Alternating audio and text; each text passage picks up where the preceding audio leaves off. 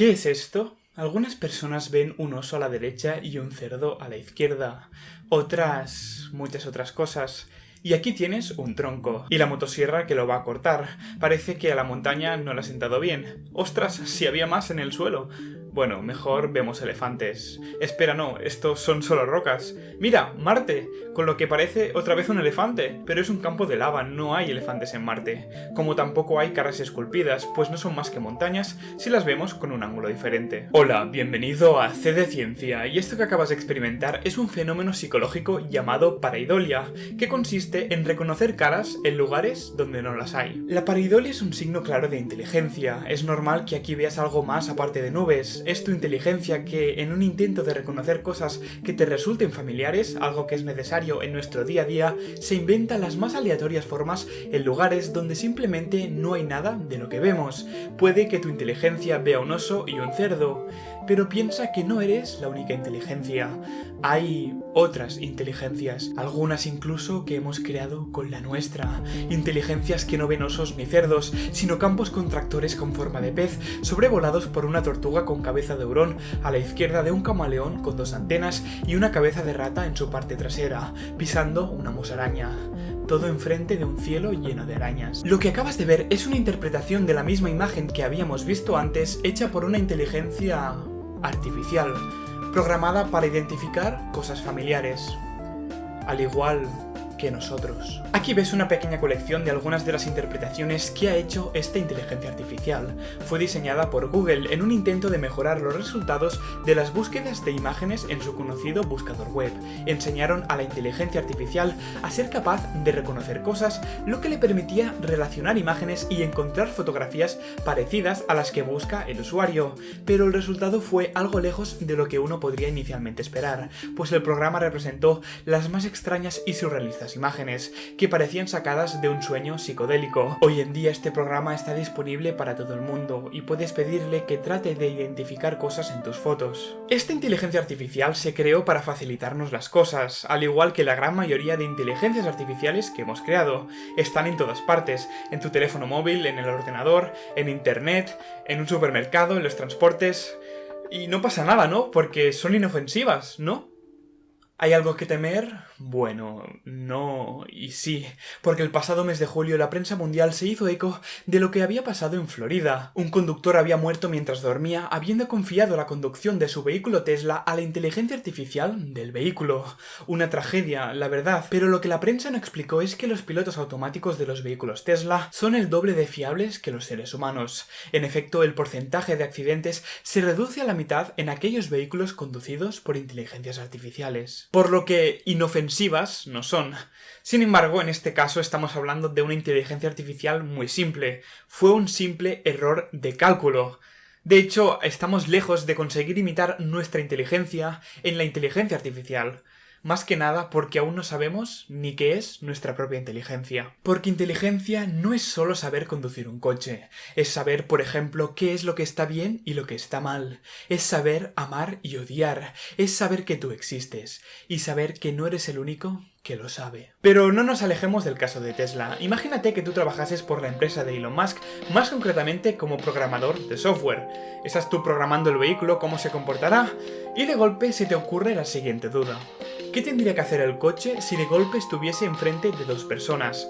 ¿Frenar en seco para evitar atropellarlas, pero matando así al conductor por el freno en seco? ¿O simplemente que el coche siguiese adelante, salvando así la vida del conductor, porque no tendría que frenar en seco y así no saldría disparado, pero atropellando a esas dos personas? ¿Qué harías en ese caso? Al coche le dará igual, y si no es programado será una simple elección al azar. Al no tener inteligencia emocional, al no tener ética, no sabrá qué hacer, y escogerá una opción aleatoria. Será una decisión del 50-50%, porque su inteligencia no es comparable a la humana.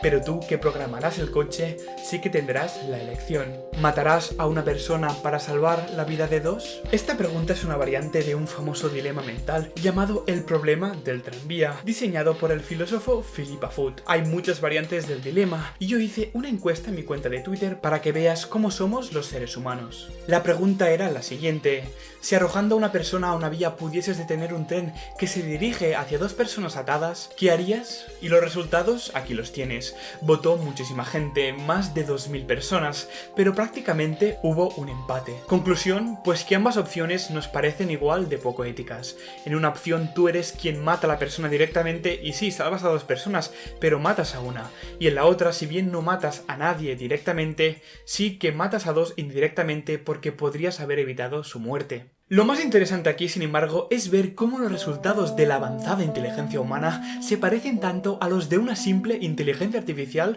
de un piloto automático Tesla. 50-50. Sin embargo, hay una diferencia muy relevante. Tú hubieses preferido no tener que hacer esta elección.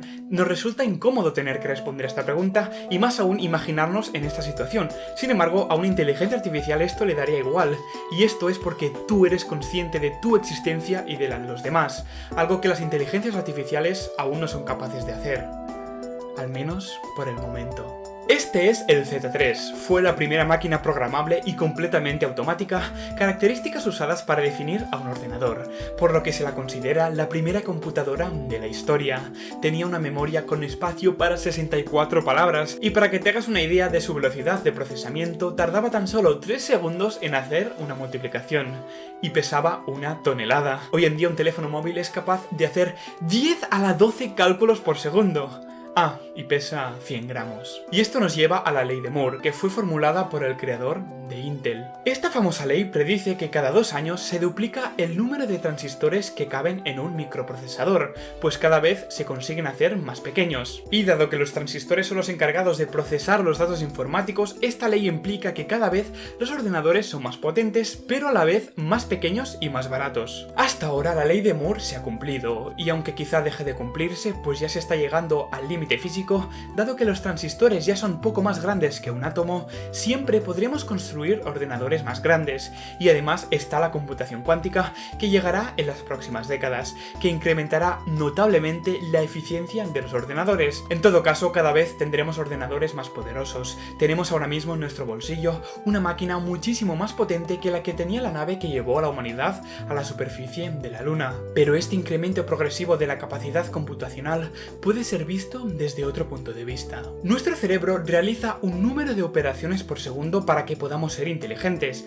y del mismo modo lo hace el primitivo cerebro de una libélula. Sin embargo, en el caso de la libélula, el número de operaciones por segundo es mucho más bajo. ¿Te suena esto? En efecto, la diferencia de operaciones entre el cerebro de una libélula y un humano es similar a la diferencia entre el Z3 y el nuevo iPhone 7 que salió hace unas semanas. El ordenador más poderoso que existe, el Sunway Tihu Lite, tiene una capacidad de procesamiento de unos 93 petaflops, lo que es un poco más del doble de la capacidad de un cerebro humano.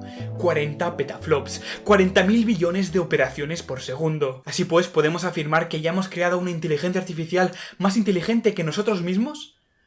Pues como hemos dicho antes, no podemos responder a esta pregunta porque aún no tenemos ni idea de qué es la inteligencia humana. ¿Te parecerá absurdo que algo que experimentamos cada día y que usamos para realizar cualquier cosa no sepamos ni qué es? ¿Cómo es posible que no entendamos cómo funciona lo que es más nuestro? Pues justamente por esto, porque estamos intentando entender qué es la inteligencia con ella misma. Usamos nuestra inteligencia para saber qué es nuestra inteligencia, y eso complica mucho las cosas. ¿Tú, por ejemplo, consideras a una planta enredadera un ser inteligente? Tú me dirás, pero Martí, qué pregunta más absurda. Es obvio que las plantas no son seres inteligentes. ¿Estás seguro de ello? Porque debes saber que las plantas enredaderas nacen cerca de los árboles para poder treparlos, y si no es el caso, siempre buscan un árbol para poder empezar a treparlo. Esto, según como lo veas, puede ser considerado inteligencia, y comportamientos de este tipo son muy abundantes en el mundo vegetal, y en el mundo de los arqueas, y de las bacterias, y de los hongos, y en el mundo virtual.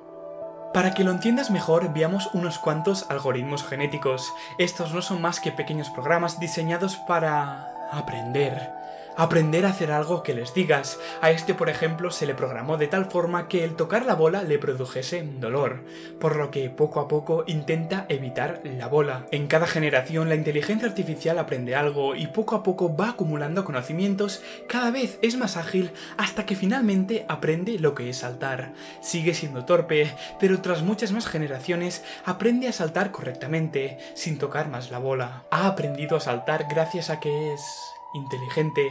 Este también es muy interesante. En este caso se le da más recompensa como más rápido avance, y para lograrlo es capaz de desarrollar tejidos especializados para hacer las funciones necesarias para andar, como músculos, tejido rígido, tejido elástico, mejorando cada vez más. Tejidos, como si fuera un ser vivo.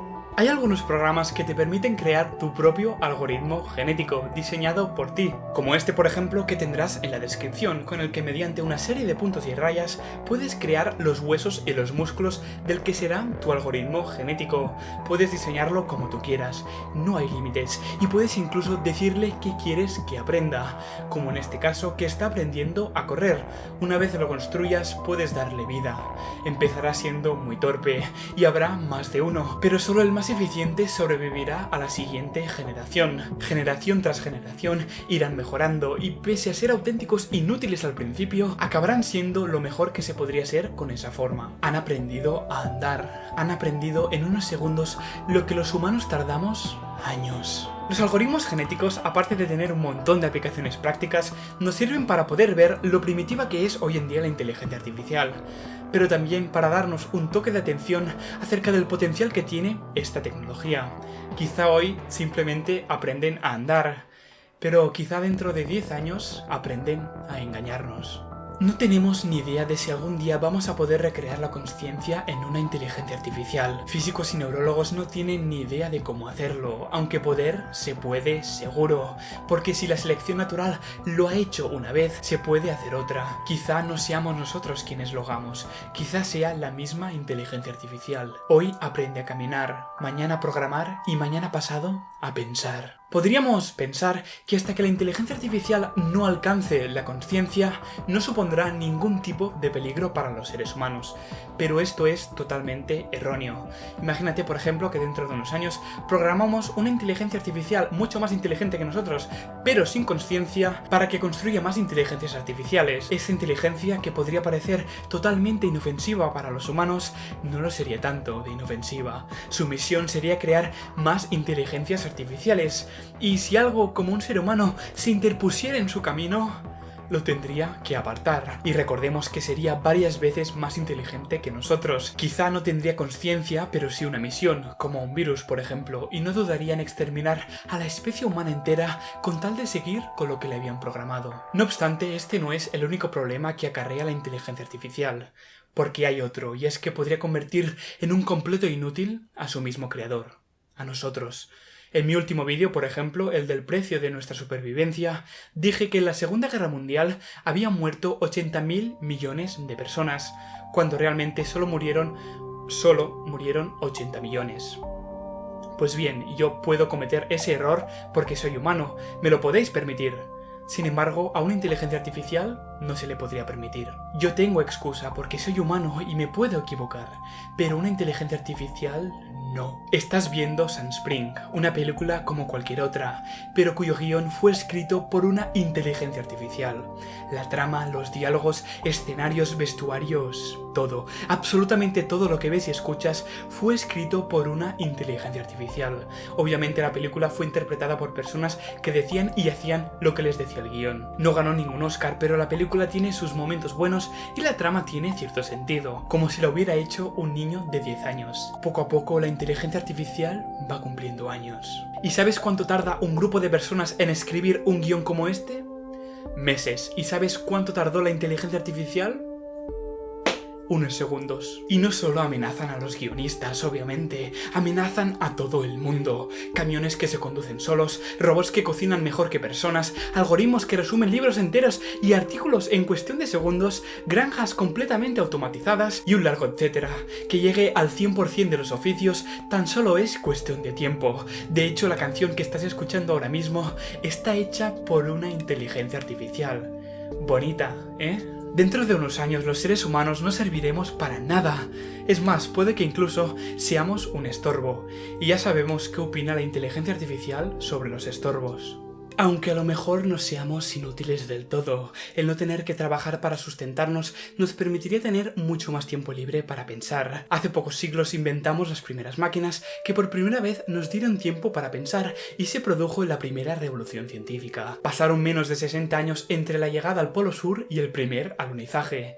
Y ahora puede que esté empezando la segunda transición.